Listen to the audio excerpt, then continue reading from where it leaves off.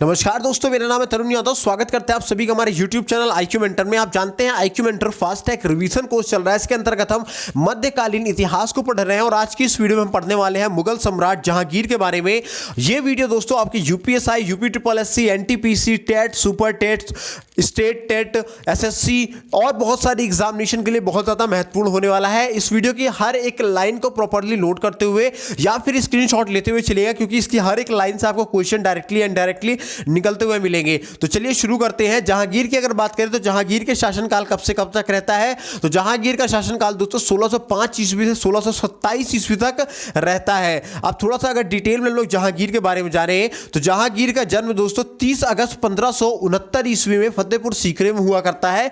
इसके पिता अकबर तथा माता जयपुर की राजकुमारी जोधाबाई थी। जहांगीर का बचपन का नाम मोहम्मद सलीम था, जो आगे चल करके हम लोगों ने जहांगीर के नाम से इनको जाना। और अकबर की मृत्यु के बाद आगरा में 3 नवंबर 1605 को जहांगीर का राज्याभिषेक हुआ और उसने मुगल साम्राज्य की शासन व्यवस्था को संभाला। और गद्दी पर जैसे ही जहांगीर बैठता है तो उसका जो पुत्र होता है, इसका नाम खुसरो होता है, तो उसे खुसरो का विद्रोह झेलना पड़ता है। खुसरो ने आगरा के हसन बेग और लाहौर के दीवान अब्दुल रहीम की मदद से यह विद्रोह किया था। और खुसरो और जहांगीर के बीच इसी के कारणवश भेरवाल नाम के एक स्थान पर युद्ध हुआ करता है, जिसमें खुसरो की पराजय हो जाया करती है और जहांगीर खुसरो को मृत्युदंड सुना दिया करता है, जिसकी वजह से खुसरो किसी तरीके से रणभूमि को छोड़ करके वहां से भागता है और भाग करके सिखों के जो 5वें गुरु होते हैं, जिनका नाम अर्जुन देव था, अर्जुन देव के पास जाकर के शरण लिया करते हैं। तो अर्जुन देव इनको शरण दिया करते हैं और जब अर्जुन देव क्या करते हैं, खुसरो को शरण दे देते हैं, तो इससे क्या होता है, अरे वो जो हमारे जहांगीर होते हैं, जहांगीर नाराज हो जाया करते हैं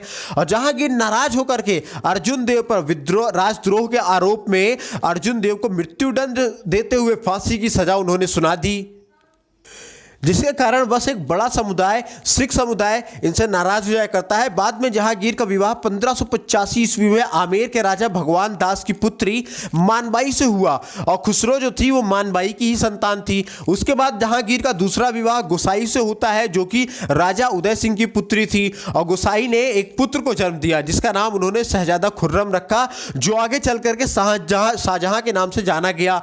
और फिर जहांगीर का तीसरा विवाह 1611 ईस्वी में फारस के मिर्जा ग्यास बेग की पुत्री मेहरून निसा से हुआ करता है। मेहरून निसा दोस्तों एक विधवा थी और जो मेहरून निसा थी ये अपनी खूबसूरती और अपनी बुद्धिमत्ता के लिए बहुत ज़्यादा प्रसिद्ध थी और इसी के कारणवश जहांगीर ने मेहरून निसा को नूरे महल या नूरे जहां की उपाधि दी। जहांगीर ने नूरे जहां यानी कि नूर जहां के पिता ग्यास बेग को वजीर का पद दिया तथा एतमादुद्दौला की उपाधि से भी नवाजा। साथ ही नूर जहां के भाई असफ खां को खाने सामा का भी पद दिया।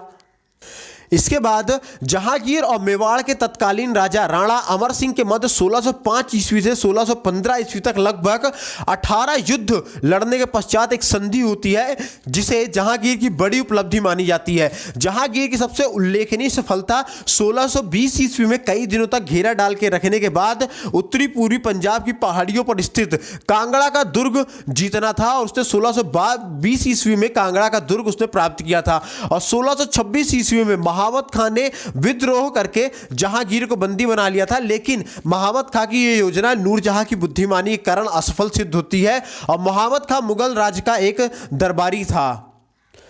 इसके अलावा दोस्तों जहांगीर को फारसी और तुर्की भाषा का अच्छा ज्ञान था। जहांगीर ने अपने दादा बाबर की ही तरह अपनी एक आत्मकथा लिखी, जिसका नाम उसने रखा तुजुके जहांगीरी। अच्छा, बाबर ने जो आत्मकथा लिखी थी उसका नाम क्या था, तो बाबर ने जो आत्मकथा लिखी थी उसका नाम था दोस्तों तुजुके बाबरी, और जो जहांगीर ने लिखी उसका नाम क्या रखा, तुजुके जहांगीरी। और तुजुके जहांगीरी को दोस्तों उन्होंने फारसी भाषा में लिखा है। साथ ही जहांगीर ने ब्रज भाषा के प्रसिद्ध कवि सूरदास को अपने दरबार में आश्रय दिया और यहीं पर सूरदास ने दोस्तों सूरसागर की रचना की थी। इसके अलावा जहांगीर भी अपने पिता अकबर की तरह सभी धर्मों के प्रति सहिष्णु था। वह भी अकबर की तरह हिंदू धर्म से खासा प्रभावित था। इसी वजह से वह भी मंदिरों और पुरोहितों को दान दिया करता था। यहाँ तक कि जहांगीर ने पहली बार 1612 ईस्वी में रक्षाबंधन का त्यौहार मनाया था। ये इंपॉर्टेंट लाइन है, इसको स्टार बना करके नोट कर लीजिएगा कि पहली बार 1612 ईस्वी में रक्षाबंधन का त्यौहार मनाया था। किसने बनवाया था, जहांगीर ने मनाया था, ठीक है ना। इसके साथ ही जहांगीर ने तंबाकू के सेवन पर प्रतिबंध भी लगा दिया था। इसके अलावा जहांगीर के शासनकाल में इंग्लैंड के शासक जेम्स फर्स्ट ने 1608 ईस्वी में विलियम्स हॉकिंस को, 1612 ईस्वी में पॉल कैनिंग और विलियम एडवर्ड को और 1615 ईस्वी में सर टॉमस रो को अपना राजदूत बनाकर भारत में भेजा, जिसके कारण अंग्रेजों को कई व्यापारिक सुविधाएं भी प्राप्त हुई। इसके अलावा जहांगीर के शासन में सबसे अधिक चित्रकला की प्रगति हुई, क्योंकि खुद जहांगीर को भी चित्रकला का एक अच्छा ज्ञान था, इसलिए जहांगीर के शासनकाल को चित्रकला का स्वर्णिम युग भी कहा जाता है। ये एग्जामिनेशन में पूछा गया क्वेश्चन है कि मुगल काल में किस शासक के समय में चित्रकला का स्वर्णिम युग कहा जाता है। जहांगीर के शासनकाल को दोस्तों हम लोग चित्रकला का स्वर्णिम युग कहते हैं। जहांगीर ने अकबर के नजदीक सिकंदरा में अकबर का मकबरा बनवाया, जिसका निर्माण कार्य खुद अकबर ने शुरू किया था, लेकिन निर्माण पूरा होने के पहले ही अकबर की मृत्यु हो जाया करती है, तो इसलिए जहांगीर ने बाद में इसको पूरा करवाया। जहांगीर ने लाहौर की मस्जिद का निर्माण भी करवाया, साथ ही साथ जहांगीर ने कश्मीर में शालीमार बाग का भी निर्माण करवाया। इसके अलावा लाहौर और बहुत सी जगहों पे उसने बहुत सारे सुंदर बाग भी लगवाए थे। इसके अलावा जहांगीर के शासनकाल में ही उनकी पत्नी नूरजहां ने अपने पिता की याद में एतमादुद्दौला का मकबरा बनवाया, जो जहांगीर के समय में प्रसिद्ध इमारतों में से एक है। इसके अलावा 7 नवंबर 1627 ईस्वी को कश्मीर से लाहौर वापस जाते समय भीमवार नामक स्थान पर जहांगीर की मृत्यु हो जाया करती है और फिर जहांगीर के शव को लाहौर के शाहदरा में बहने वाली रावी नदी के तट पर दफनाया गया। जहांगीर की मृत्यु के बाद उसके पुत्र खुर्रम, जिसे शाहजहां के नाम से हम लोग जानते हैं, खुर्रम मुगल साम्राज्य की बागडोर संभालने को दी गई।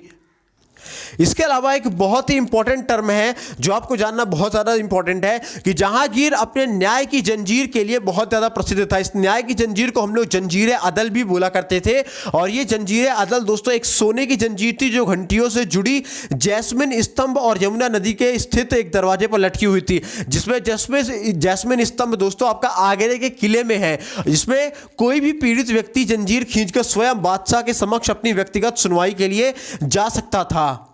तो दोस्तों आज के वीडियो में बस इतना ही। उम्मीद करता हूँ ये वीडियो आपको बहुत पसंद आई होगी। पसंद आई हो तो लाइक करें, शेयर करें, और चैनल पहली बार विजिट कर रहे हैं सब्सक्राइब करके बेल आइकन को भी जरूर प्रेस करें। और अगर आप इन सभी वीडियोस की PDF पाना चाहते हैं तो आप हमें इन नंबरों पे 72 68 00 95 72 68 00 95 84 इन नंबरों पर दोस्तों आप हमें कैपिटल लेटर में JOIN ज्वाइन लिख करके आप हमें मैसेज करेंगे तो हम आपको अपने WhatsApp group IQ mentor study group में ऐड कर देंगे, जहां पे आपको हमारी सारी वीडियोस की PDF आपको मिल जाएगी। साथ ही साथ वहां पे डेली GK GS के क्विज भी हुआ करते हैं, GK GS के स्टडी मटेरियल्स भी आपको दिए जाते हैं, डेली के न्यूज़पेपर, डेली के करंट अफेयर्स आपको दिए जाते हैं। इसके अलावा दोस्तों आपकी जो प्रतियोगी परीक्षाओं में लगने वाली जो पढ़ने वाली जो महत्वपूर्ण पुस्तकें हैं जिनका दाम बहुत ज़्यादा हाई होता है, जो लोग परचेस नहीं कर पाते, या फिर ऐसे लोग जो दूर दराज के एरिया में रहते हैं जहां उनको वो बुक अवेलेबल नहीं हो पाती है, उन सभी लोगों को हम फ्री ऑफ कॉस्ट अपने ग्रुप में ये सारी पुस्तकें प्रोवाइड कराया करते हैं। तो बहुत सारा फायदा मिलेगा आपको हमारे व्हाट्सएप ग्रुप पे भी और साथ ही साथ हमारे यूट्यूब चैनल पे भी। और इसके अलावा अब आप हमें इंस्टाग्राम पे भी IQ मेंटर के नाम से फॉलो कर सकते हैं, वहां भी आपको बहुत कुछ नया जानने और सीखने को मिलेगा। तो दोस्तों मिलते हैं अगले सेशन में, तब तक अपना ख्याल रखिए, स्वस्थ रहिए, मस्त रहिए। जय हिंद दोस्तों।